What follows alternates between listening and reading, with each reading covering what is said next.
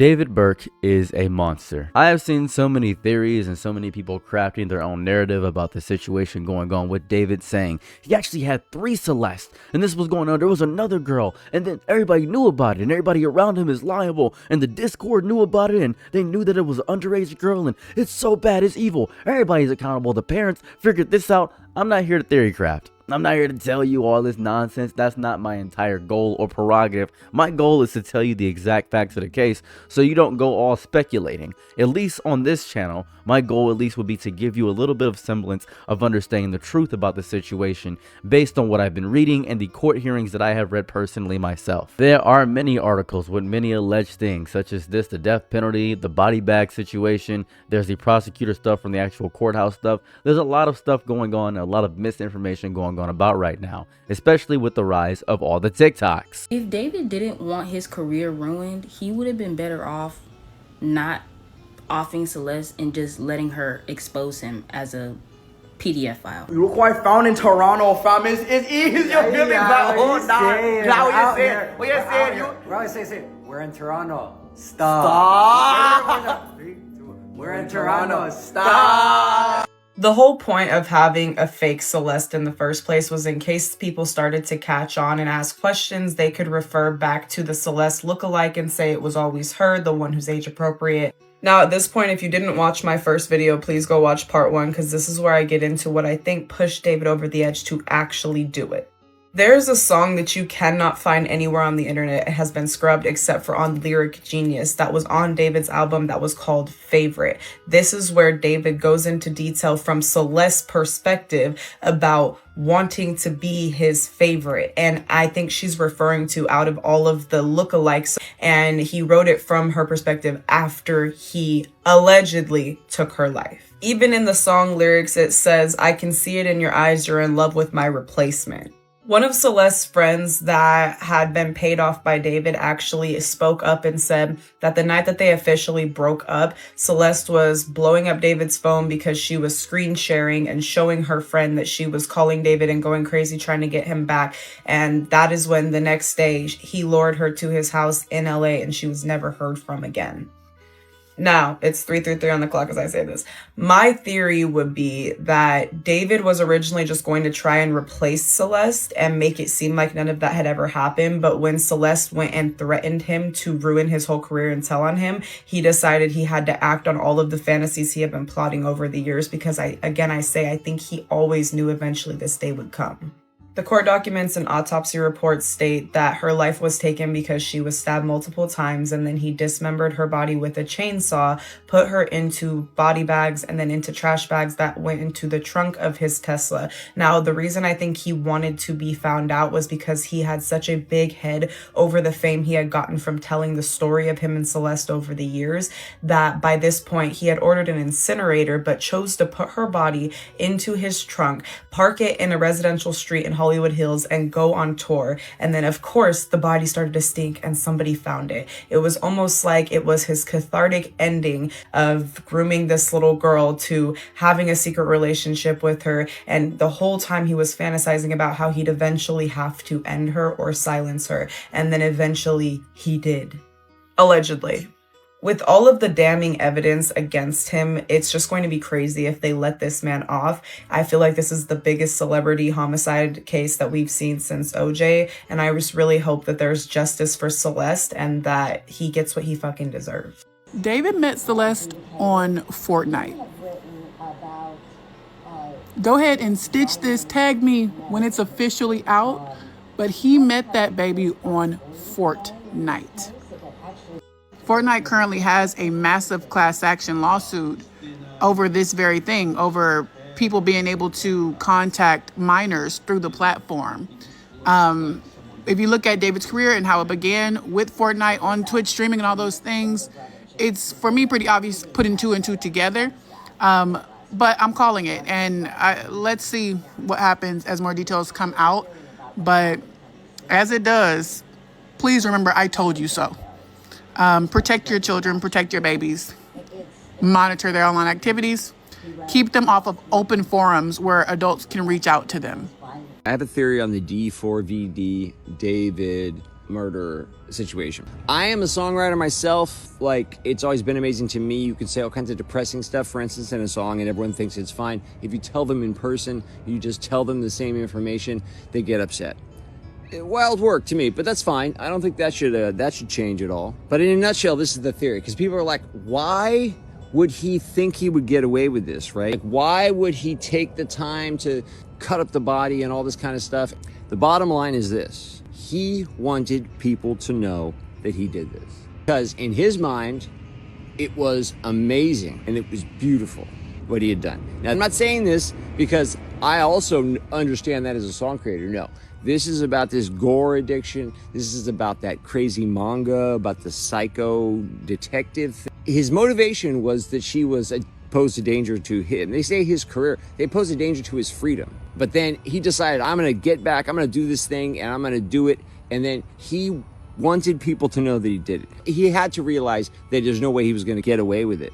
Well, if it was so obvious and there was so much evidence, why wasn't he arrested right away? Yada, yada, yada. It's because the decay of the body. He decided that it was better than trying to bury it. Why would he leave it in a car in his name? Because he wanted everybody to know that he had done this, because he's proud of it.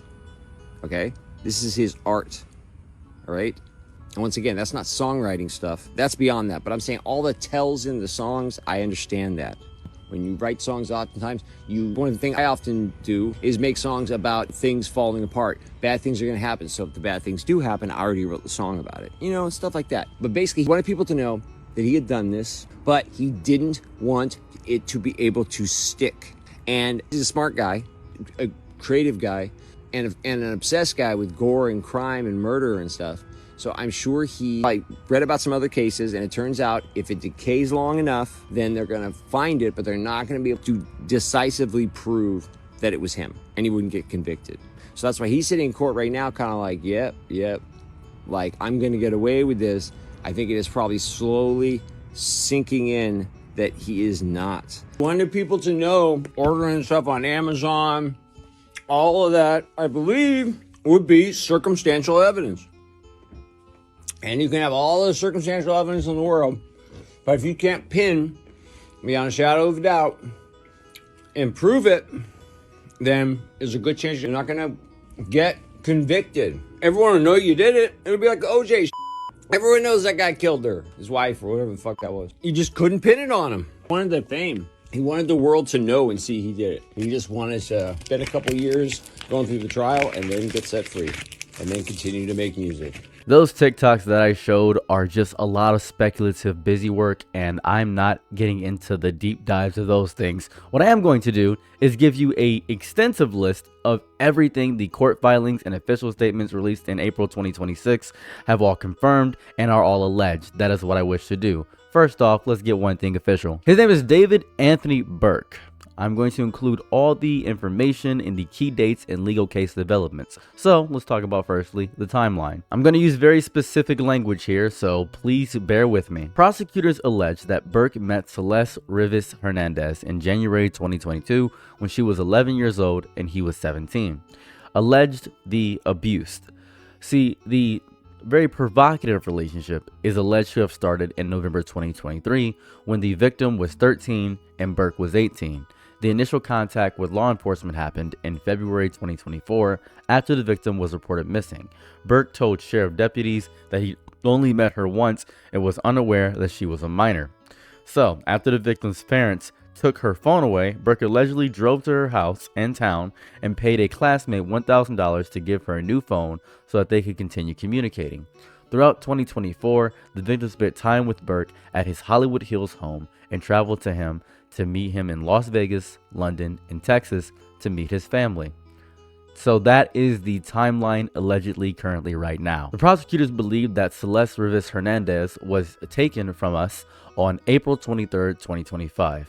On the night of April 22nd, 2025, text messages indicate the victim was jealous over Burke's relationship with other women and threatened to disclose the relationship to end his career and destroy his life. On April 23, 2025, at approximately 8:40 p.m., Burke allegedly sent an Uber to bring the victim from her home in Lake Elsinore to his Hollywood Hills residence. Prosecutors state that shortly after her arrival, he stabbed her multiple times and stood by while she bled out. The Los Angeles County Medical Examiner's Office ruled the case of death as homicide due to multiple penetrating injuries. Burke's debut studio album was released 2 days later on April 25th, 2025. Following the alleged murder, prosecutors detailed a series of purchases made by Burke using the alias Victoria Mendez. Here goes the purchase timeline. On April 24, 2025, a shovel was ordered from Home Depot. On May 1st, 2025, 2 chainsaws were ordered from Amazon. May 5th, 2025, a body bag, heavy-duty laundry bags, and a blue inflatable pool were ordered there. July 7th, 2025, a burn cage was purchased. Prosecutors allege Burke used the chainsaw to dismember the victim's body inside the inflatable pool in his garage to prevent blood from spilling onto the floor. The forensic evidence for this is the medical examiners found small blue plastic fragments embedded in the victim's remains that were a physical fit match to an inflatable pool purchased by Burke. DNA evidence matching the victim was also found from the bloodstains in Burke's garage, and there was an amputation of the fingers. Prosecutors state that Burke attempted the victim's left ring and pinky because her ring finger had a tattoo of his name. The fingers have not yet been recovered. After dismemberment, the remains were placed in the cadaver bag and left in the front trunk of Burke's Tesla for several weeks or possibly months as the body decomposed. On September 8th, 2025, a tow yard worker in Hollywood noticed a strong odor coming from an impounded Tesla registered to Burke. Police opened the front trunk and found the victim's dismembered remains in 2 bags. The remains were found 1 day after what would have been the victim's 15th birthday. Burke was arrested on April 17th, 2026. On April 20th, 2026, the Los Angeles County District Attorney's Office filed 7 open criminal charges against David Anthony Burke, including first-degree murder with special circumstances, continuous abuse in a provocative manner of a child under 14, and unlawful mutilation of human remains. The special circumstances alleged include lying in wait, murder for financial gain to protect his music career, and the murder of a witness. These allegations made Burke ineligible for the death penalty or life in prison without the possibility of eligible for the death penalty or life in prison without the possibility of parole if convicted. Burke has pleaded not guilty to all charges. His attorney, Blair Burke, stated that the evidence will show David Burke did not murder Celeste Rivas Hernandez and he was not the cause of her death. A preliminary hearing to determine if there is sufficient evidence for a trial is scheduled to begin on May 26, 2026. The investigation remains active, and a judge has denied defense requests to seal the evidentiary filings, allowing those details to remain public. All of the sources of everything I said will be pinned in the top comment so that you yourself can decide and conclude based on what you would like to know. Now then, let me talk about the misinformation.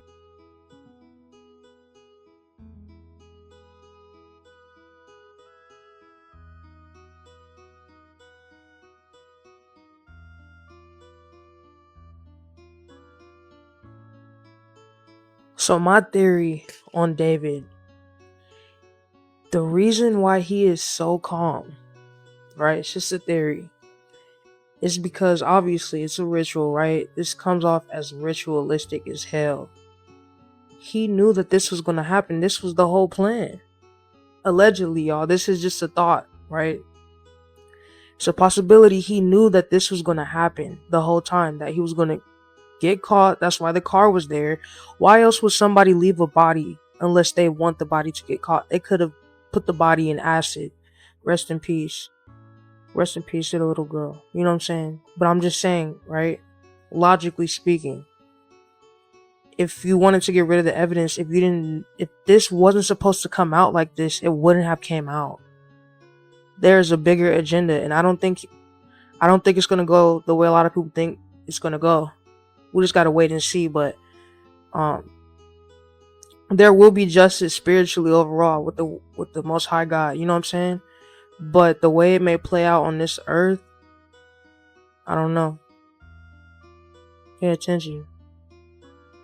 I have kills. It's getting real. The David and Celeste thing is the most obvious Hollywood satanic ritual I've ever seen.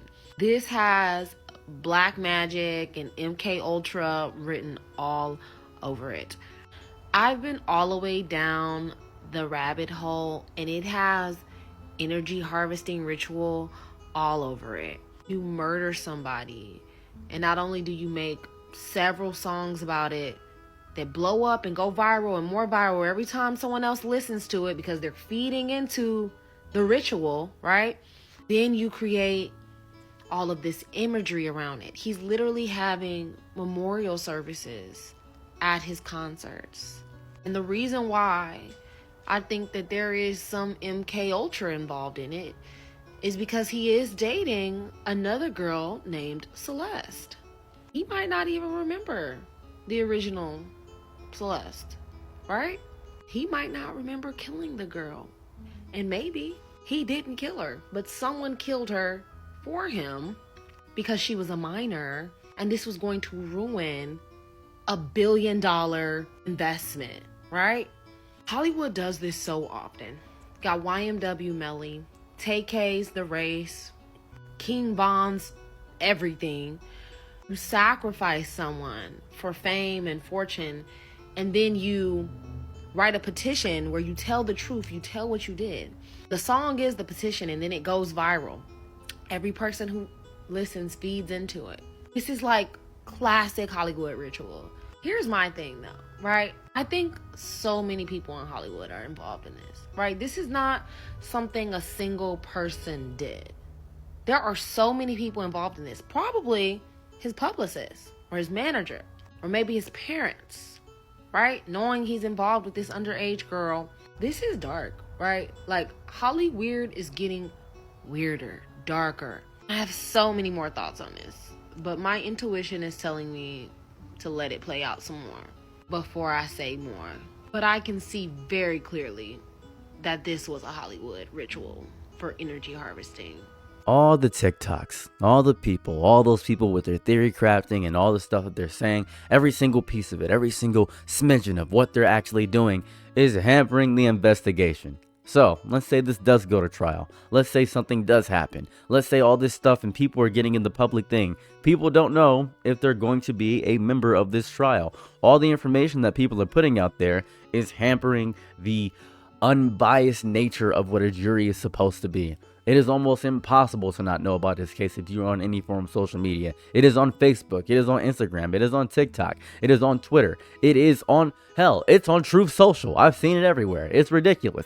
It is in every capacity, flooding every timeline. And people keep making their deranged, nonsensical, ridiculous theories with no backing evidence, simply going by it and back through. To the credit of a lot of people, there are people that are actually getting some things right. Some people have said that, yeah, she actually appeared in a live stream, and there was a live stream where she did appear. I personally don't.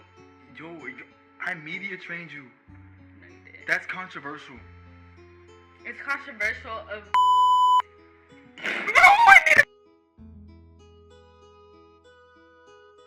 Really good. Okay, It's been a good one. Bye. Bye, guys. Mwah, mwah, mwah, mwah, mwah. Oh my. Delete everything. Delete everything. Everything goes.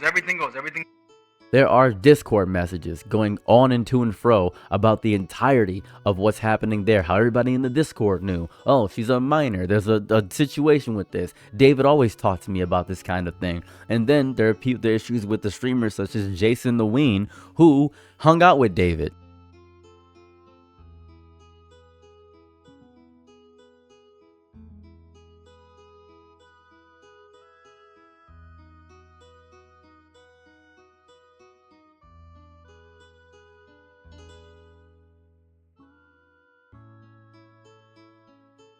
And it gets me to the point where everybody keeps asking, how could these people around him not know? I want to point this out. I don't know much about a lot of my friends. As a matter of fact, I just discovered my cousin actually took somebody's life and is in jail. Former caregiver whose patient asphyxiated, convicted in courtroom. He went to jail for a year. He gets out December 2026. He took the life of this autistic child because he accidentally didn't watch the autistic child, and the autistic child ended up strangling himself in a car. So that's exactly what happened. I didn't know about this. You will not always know the people around you. You will not always know every single detail of the people around you. I am very close to my cousin. I played video games with him every single night. I didn't know that about him. I had no clue that happened. He didn't even tell me that was going on. You only know as much as people are willing to expose about themselves. So David could have been really good at hiding all this stuff. Who knows? I'm not going to blame Celeste's parents for this, because there's a lot of easy ways to get access to minors nowadays. There's TikTok, there's Roblox. It's easy to do this. I'm not going to say it's a fault on the parents. Should they have been stricter? Should they have been looser? Who knows? Being a parent is a very difficult thing. I'm not going to critique them. As a matter of fact, I'm not even going to critique the people in the Discord for knowing about the thing, because they were in the presence of somebody who they viewed in a higher plateau. They're gullible and they got led by mob mentality, and they probably thought that this was never going to get revealed. People hide their deepest, darkest secrets behind anonymity online, and Discord is a great place where a lot of secrets happen, and I mean a lot of secrets. If we keep expanding the net about trying to blame everybody else around, we ruin the entire picture of what actually is happening. We need to get David Anthony Burke in jail or convicted of something, or to figure out who was doing what and what motives there were. Trying to attack everybody just to have a wider net because of the horrifying nature of the crime does not change the fact that this is a single person doing something evil. We need to focus on that specifically. What's really baffled me about this entire case is more so the defense. I still think he's innocent. And I don't know if I've ever really laid out my reasons why, but hear me out. For all of y'all that think he's guilty, I understand. And understand, I'm not even saying you're wrong. All I'm literally saying is I haven't seen enough evidence to convince me otherwise. Because what y'all don't know is, one, there's a lot of people that think David is innocent for the wrong reasons. Like, there's a lot of people who think David is innocent simply because they like him, they like his music, and they just can't fathom a world where he did that. I'm not one of those guys. I know anything is possible. And again, I didn't know who David was until last year. Because honestly, when I first heard about, the case, when I first heard about the girl being in his car, my first thought was, oh man, that's crazy. He really did that. But then as more information came out, and then I, found out that the body was left in his car at his house, in his neighborhood, in his driveway or whatever, and that he was across, the country on tour. That's when I started thinking, hold on, that don't make sense. So it was never because of who he was. I've only ever thought he was innocent simply because the information that I heard just didn't make sense. So if you think he's guilty, just let me ask you some questions and feel free to leave your honest opinion in the comments. This is not for those people who are not open-minded and can't take it if you have a different opinion than them. If that's you, then you can go ahead and leave now.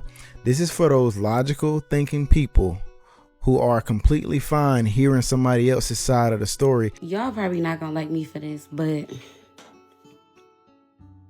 in my opinion, y'all got y'all's opinions, but I don't think that boy David unalived that girl Celeste. I mean, just be for real, y'all. Like, let's just think, because we always want to blame somebody, and we definitely want somebody to get the body or be to blame for the body and all that other stuff. But y'all really believe this man gonna put her in the back of his own Tesla and just drop it off and leave it and just continue his tour? Like, be for real, y'all. Everybody want to blame him. Oh, it's his car, it's his car. Say he got set up. Say he a part of that. And he had to get that, or he could have had that, or this was gonna happen. I mean, we see all these movies, we hear all these stories, and then when it really happens in your face, it's like, y'all don't believe it. Or maybe he let her drive his car. She drove to somebody.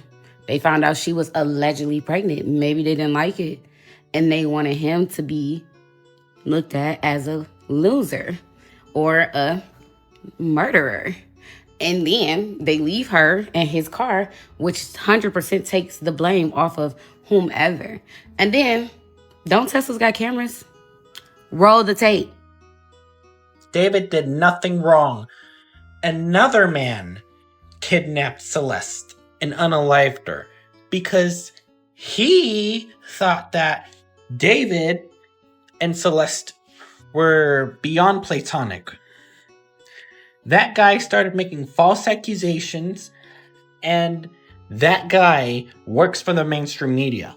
Now that they're finally giving us real information about the David situation, I wanted to come on here and clarify some things. Number one, stop believing what you're seeing, because a lot of these people aren't telling you the truth. They're telling you the narrative they want pushed. I want y'all to understand that a lot of people are looking for clout. Now, I will say this. Just because David got arrested, this is the big one, does not mean he's guilty yet. Now, yes, they charged him, but that does not mean that he is guilty. He still has to go to trial, and it's not going to be easy for him. You still have to go through a lot of work. So when they're coming out here saying he did it, we just don't know yet. And a lot of people just trying to get clout off the situation off of y'all not knowing. So just remember, we don't know if he did it yet, guaranteed. Now, again, I think he did it. You think he did it. It's just not factual yet. You know what I'm saying? It's logical, but not factual. So we got to keep that in mind when we listen to all these people's videos. Lastly, I want y'all to know there's a lot of people just trying to get some clout off of this. So only people I'm going to tell you to go, if you don't go to my page, which I think you should. I have a lot of videos on it and screenshots. Go for Freak. I'm going to tag him in this video. Freak has told the truth the whole time. So you dead ass, it was David's manager?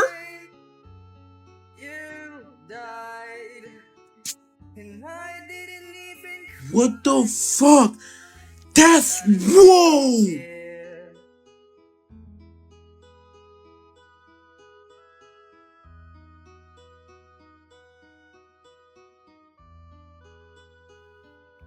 So this video is for all those social media outlets and all the TikTokers that have been using this case to spread misinformation and start a witch hunt just to get them likes and views, man. And you know what? All I want to say is, like, I know a lot of y'all just see this as a chance to grow your following. And I'm gonna be honest, man, I done grew, since I started covering this stuff too. But that wasn't my intention. I didn't start making videos on this David stuff because I wanted to get followers. I just wanted to shed some light to the situation and give this young man the benefit of the doubt that I see a lot of people was not giving him. But some of y'all really just doing it for the likes and views, bro. And y'all need to realize, like, bro, this is somebody's life, man. Like, seriously. This is a 20-year-old dude with a bright future. And this whole situation might change the whole trajectory of his career.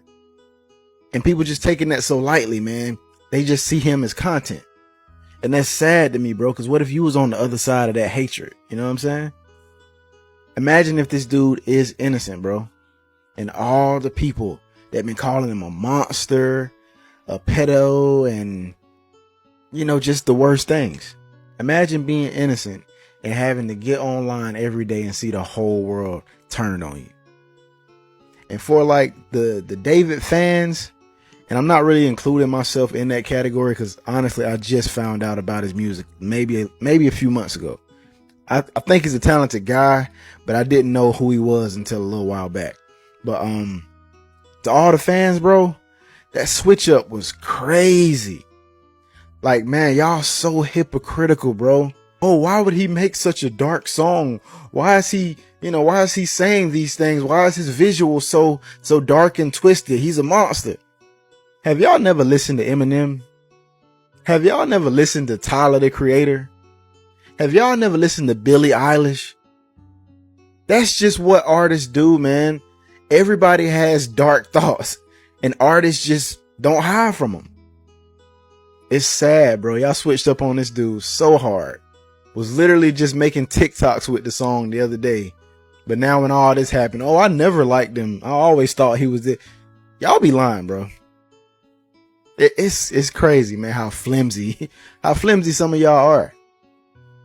But anyway, I already told you, I think the man is innocent. And if I'm wrong, okay. if he turns out to be very guilty, I will come back and say, you know what? I was wrong. I gave him the benefit of the doubt, and this time I was wrong. I'm cool with that. That's fine. But I am not going to demonize this dude when there is literally zero evidence tying him to any type of crime. David is innocent. I was with David that whole day, bro. David is innocent. Bro, we didn't talk to no girls that whole day. We didn't come in contact with no girls the whole day. We went to Checkers, got some food, came back to the crib, played 2K, and he made some music. I was with him the whole day. David is innocent, bro. And I got the pictures to prove it. You know what I mean? So, case is dismissed. Stop saying David did it. I was with him. I'm the proof. I'm the proof. What I think, and I could be wrong about this too, I think the reason he's still walking free is because they already sat down with David and he gave them his alibi and he showed that it's not even possible for it to be him because he was not even in LA. And he showed where he was at the time and place that she was killed, and they were so far apart that he's not even a suspect. And the rest of the world doesn't know that because they said he was cooperating with the investigation. So I feel like he already given his alibi and the police already know that it more than likely was not him. That's why he walking free, chilling. Speaking of chilling, people was mad at this man because he was playing Fortnite. If that was a real screenshot, if that was true, like, what do y'all want from this dude, man? What else is he supposed to do, bro? I mean, imagine you were innocent and you know you're innocent. You gonna be chilling too. You gonna go back to your life. What y'all want the man to do? Like, and then people saying, well, he should say something. Why hasn't he said anything? Bro, what can he say? What can he say to y'all bloodthirsty vultures, bro? There is nothing this man can say that's gonna make y'all happy. If he come forward and say he's innocent, y'all not gonna believe him anyway. So the best thing he can do is just stay silent. That's what I think. The only thing that I can't explain the matching tattoos. That part still got me kind of scratching my head too. I don't understand why they got the same tattoo.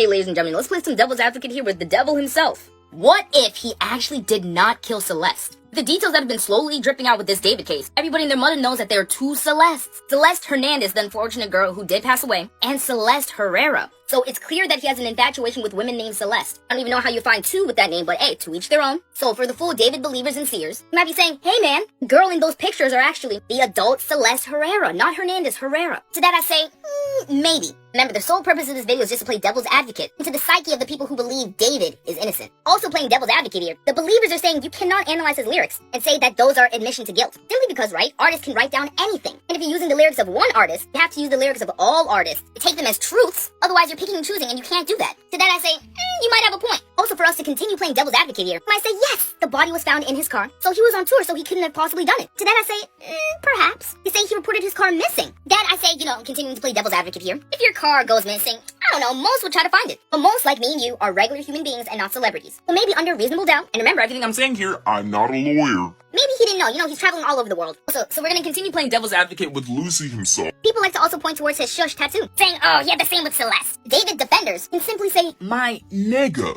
that's just a coinky dink. Several people have the same shush tattoo. Rihanna, Lindsay Lohan, others. So you cannot link that. Also playing devil's advocate here, Celeste Hernandez, not to be confused with Herrera, was last seen with Hello Kitty slippers. People could try to connect this to David, but everybody knows he had an infatuation with Hello Kitty. And a slight note from adult to adult, high key that's Weird as fuck, but to each their own. But they can simply say that connection doesn't matter. Going to the next point, she was badly decomposed and chopped up. They'll say, you know what, surely my Lord and Savior David Burke couldn't have done this. He's very, pristine with his nails, as well as his fashion, keeping things clean. Everybody knows if you kill a body, let alone chop it up, your whole body is not clean. Next up is the Instagram stories. Simply put, you can have stories on Instagram with your friends, and they would say that last time they checked, being friends with someone is not illegal. Also, a big smoking gun in this case, it would say he's clearly cooperating with the cops. So he couldn't have possibly done it because a guilty person doesn't cooperate with the cops. Also playing devil's advocate here, way too many people in his Discord knew something was going on between David and Celeste Hernandez, but they didn't say nothing to authorities ahead of time. So the devil's advocates here say if you're trying to stick this on David, you also have to press every single person in his Discord. Because one fish is not strong by itself, but a school of fish that has power. Lastly, playing devil's advocate here, all of this stuff is alleged. This is clearly devil's advocate here. How could a person who made Invincibles feel it as well as Arcane's Remember Me want people to Remember him and feel it that he committed a romantic homicide? That shit doesn't even make sense. Remember, this is all just playing devil's advocate. Yes, there are people that are staunch defenders of David. As a matter of fact, if you go on Twitter right now, you might even find a viral post of somebody saying they're trying to attack another black man. And on that note, I'd like to bring up the black men. In 1994, on June 12th, Nicole Brown Simpson and Ron Goldman were taken from this earth.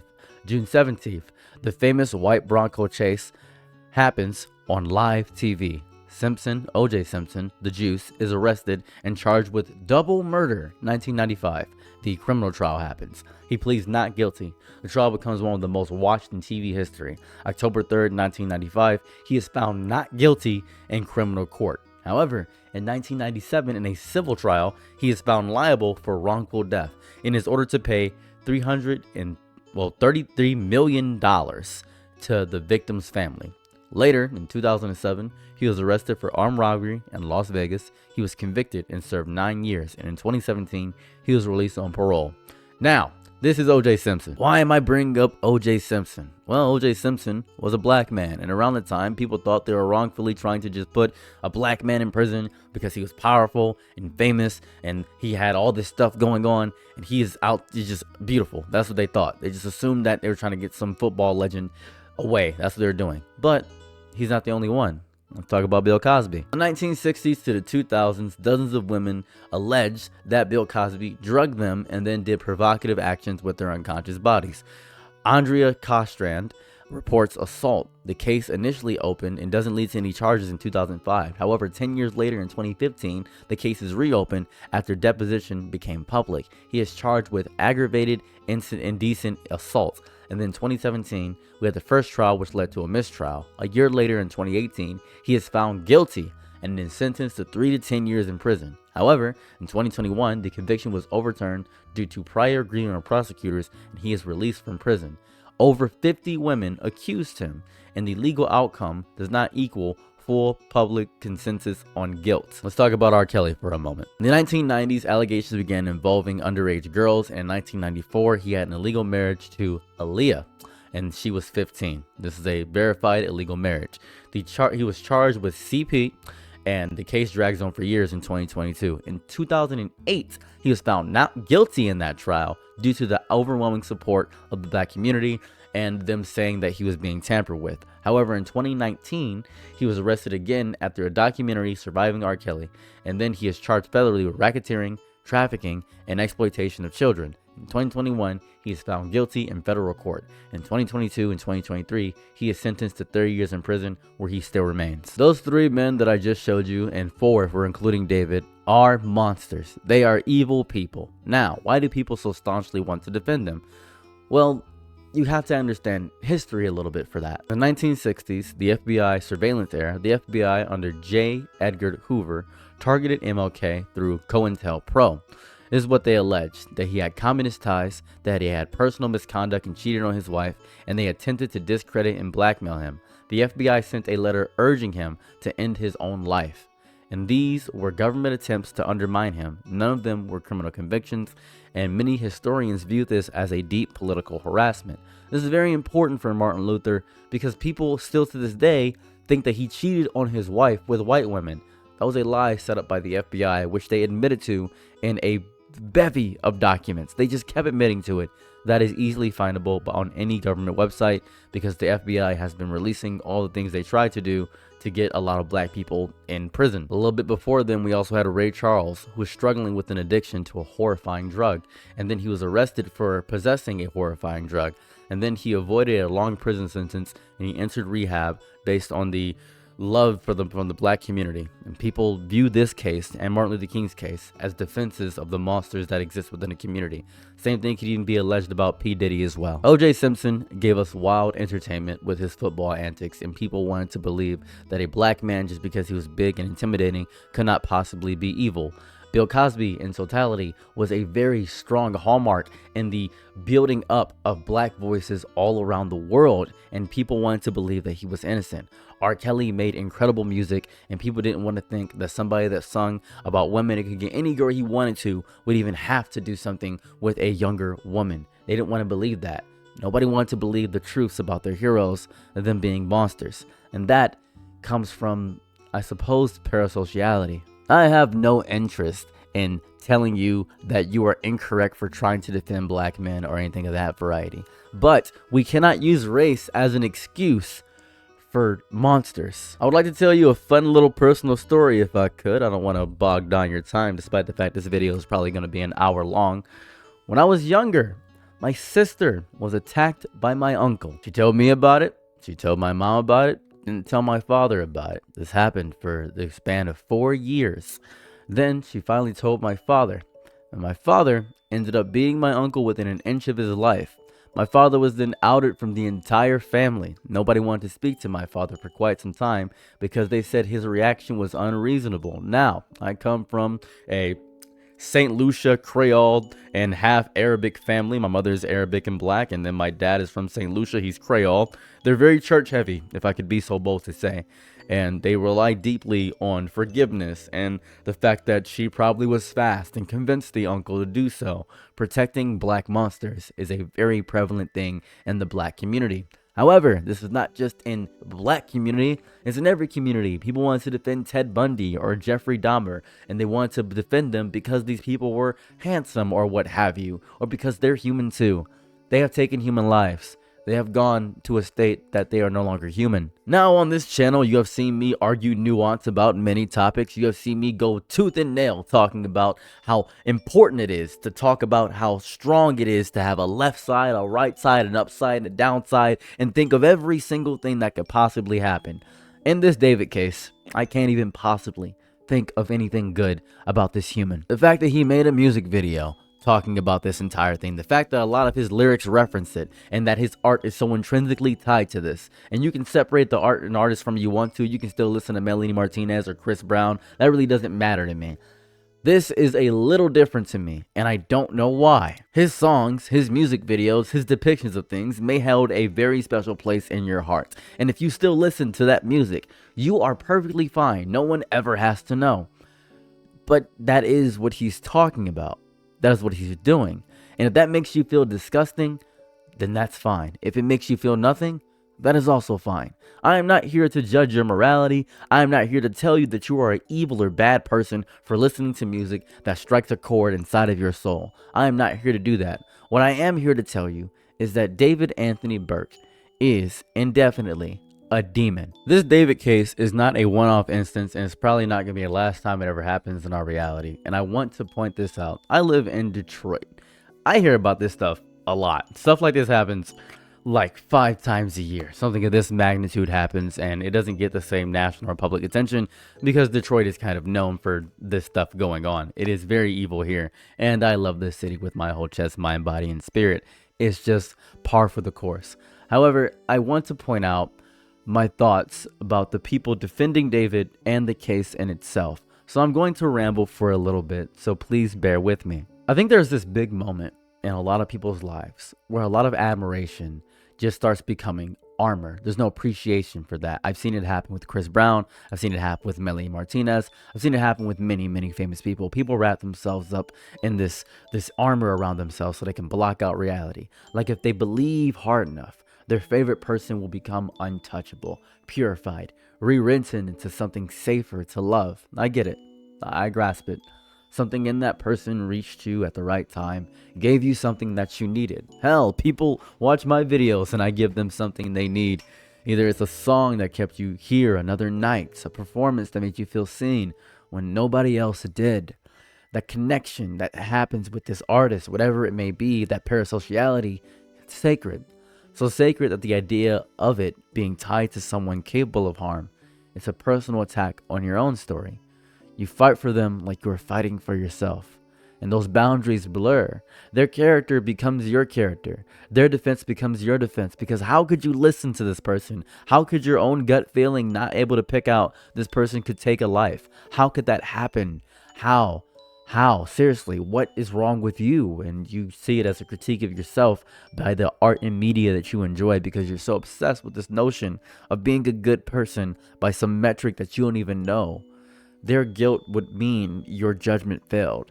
So you cannot afford them to be guilty. And that's horrifying. You can't. There are tales such as Beowulf. There is the Herculeses of the world, the demigods. There are the Davids and Goliaths of the world, the little guy versus the big guy. There's the Elon Musk effect, where he's going to be a trillionaire. There's the small person becoming large. There's Zoran Mamdani. There's so much in this lifetime. There's Billie Eilish or Rihanna or Madonna. There's so many people. There's R. Kelly, who I spoke of previously. We built people into monuments because it feels better than accepting that the voice which saved you can belong to someone who has hurt someone else.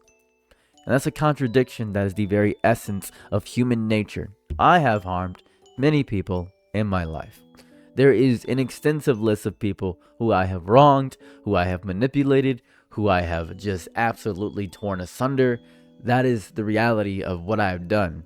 And I have actively done my best to fix and mend those wrongs. And that's called growth. However, there are many people who I have saved, who I have helped with unremarkable, just kindness, just insanity I've done. I've given people thousands of dollars. I've organized GoFundMe campaigns for people who are down their luck. I have done great things, but that does not change the evil that I have done. Instead of holding both truths at once, people pick one and they cling to it.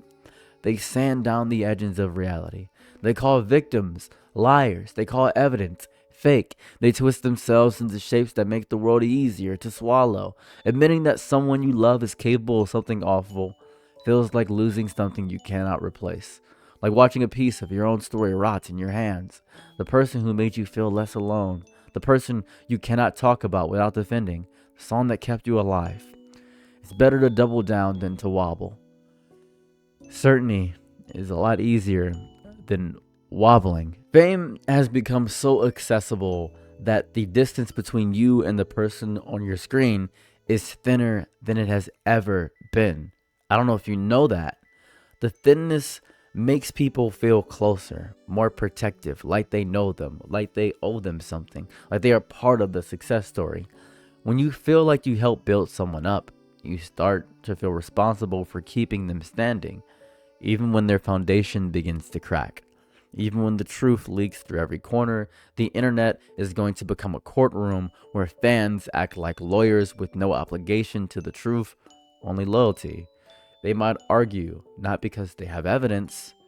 They argue because the alternative is admitting they might have been wrong to care so much. And I know that people are prideful. I think it's a very human thing to relish in the sin of pride. To have this ability in yourself to not realize that you are being arrogant in your assessment of a situation simply by virtue of you not wanting to be wrong. So you will keep arguing. And I get it. That volume increases. The facts will matter less. The loyalty must be seen. It must be performed.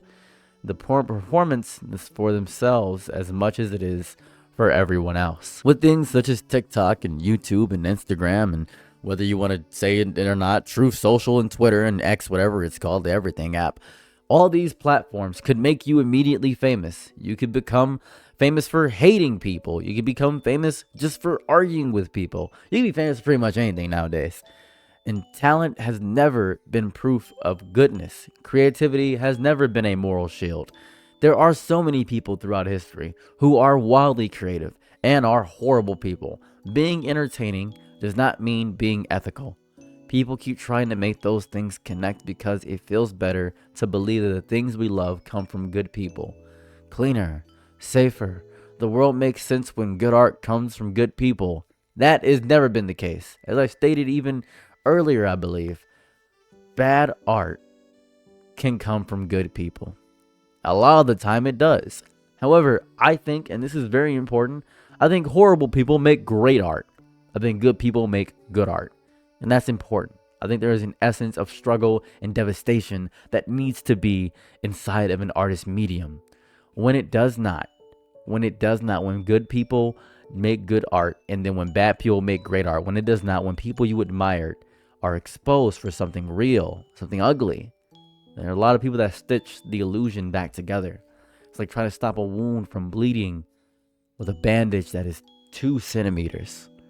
The wound does not close. The wound may get hidden, and hidden wounds fester. The festering spreads. The next person gets hurt. The next fan base goes through the same cycle. The patterns repeat. Because no one wants to has to be the one to say, this person I loved is not who I thought they were. And I'm sure this has happened in your life.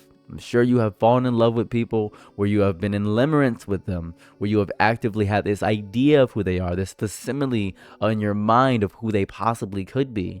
You see this pretty girl and you think, wow, she's perfect. And then you might not like her laugh. Or maybe you don't like her voice. Maybe you hate her hands. Who knows? Maybe you hate the fact that she farts every time she gets into an argument. I don't know. Who knows? Maybe you hate the fact that, I don't know, her left nipple's bigger than her right nipple, and you don't want to deal with that. Or maybe her vulva's too big. Or you see a hot guy, and you don't like the fact that his left tooth is coming out a little bit. Or his underjaw makes his T's sound like Q's, and you get upset about that. And then, I don't know, maybe he has one really erect nipple and you don't like that. Maybe you don't like the way he doesn't take care of his feet, or his nails are always dirty, and you get UTIs every time he puts his fingers in you. It's really bad. Who knows? The person you loved is not who you thought they were. And those are very small things, by the way. Very small. But it's important to know that your perception of reality is not always correct. It is a death sentence to say that sentence. A death of a version of yourself that believed in something really simple. Because, and I hate to say this, despite how complex and nuanced and contradictory humans are, we are such simple creatures. People like to attribute to saying it's our monkey brain going haywire or nonsensical, but it is not. I'm not standing above any of this pretending I am untouched. I exist in the same space. I make things. I perform. I say things that reach people. I know how easy it is for someone to project meaning onto you that you never asked for. So many people assume my opinions about a lot of things when I am not as good as a person as you think. To assume depth or wisdom or purity that you do not possess, I grasp it. It scares me. I am an entertainer, not a saint. I'm not a guide.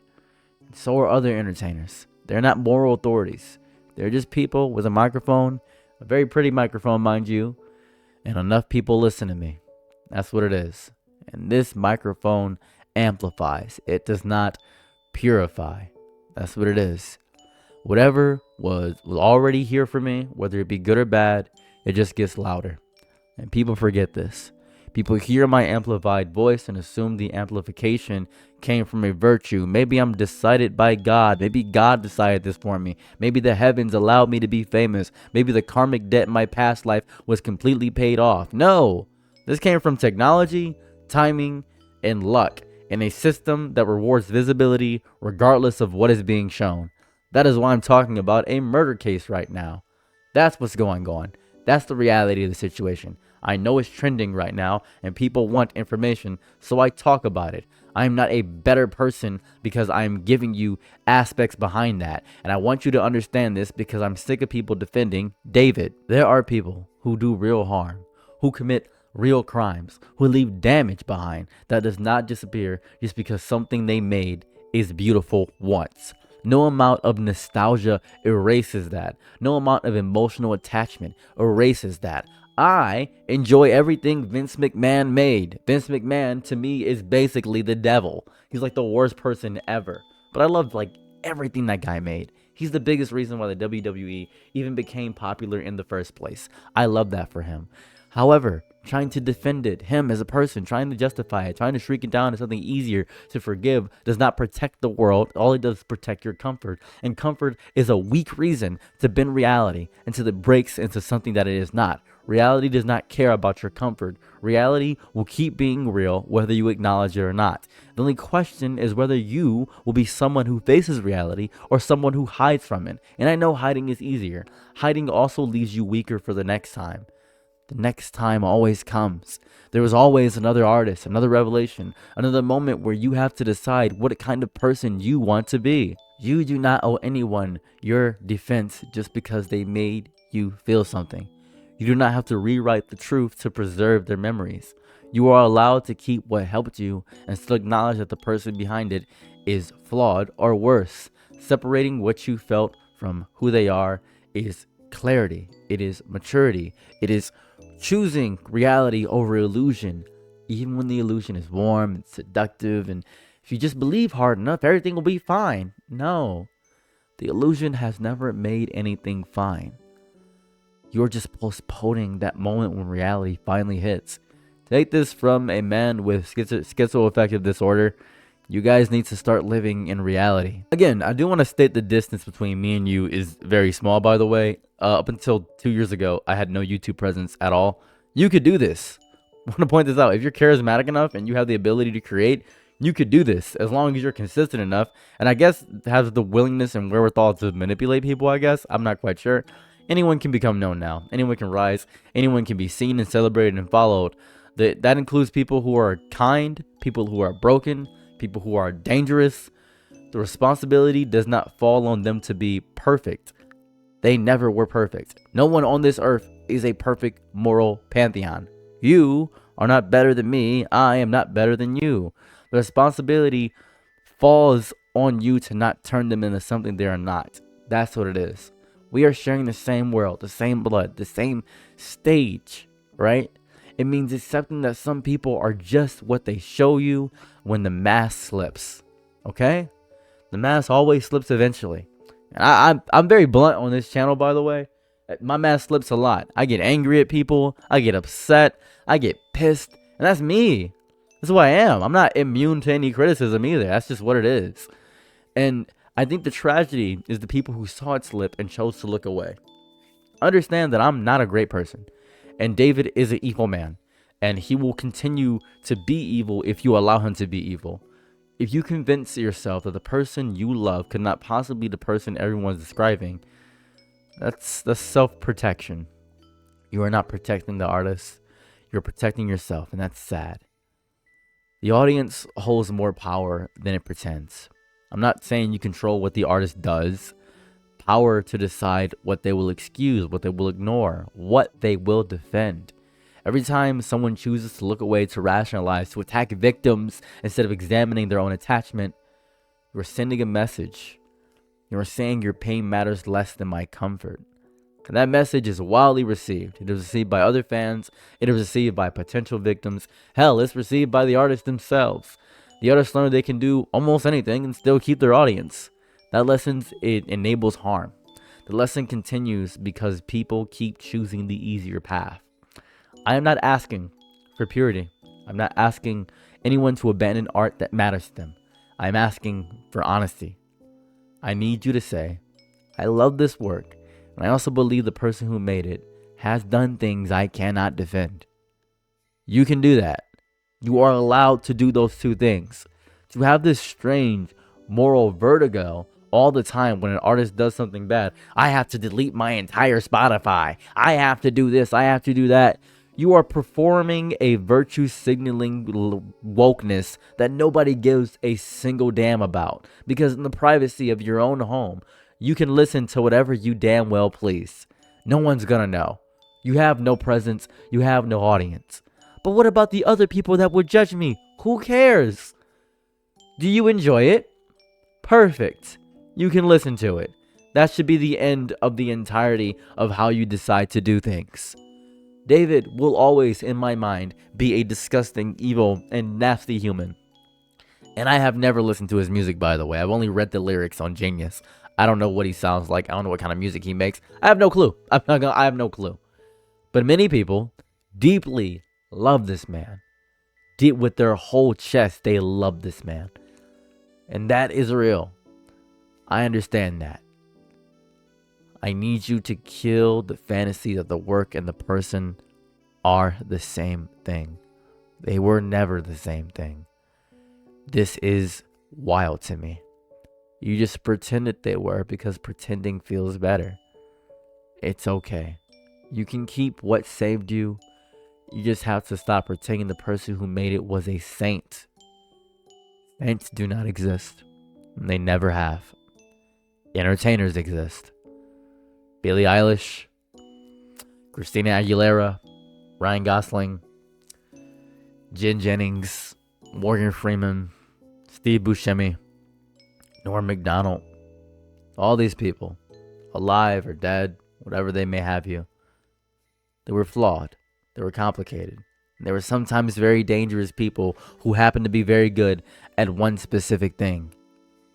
That's important to me. That being said, please tell me how you feel about the entire David situation. Tell me how you feel about the case and what are your thoughts about everything. Are you still listening to his music? How do you feel about what we're learning about everything as it goes on? I am very curious to see how you process things and how you're going about understanding the world around you.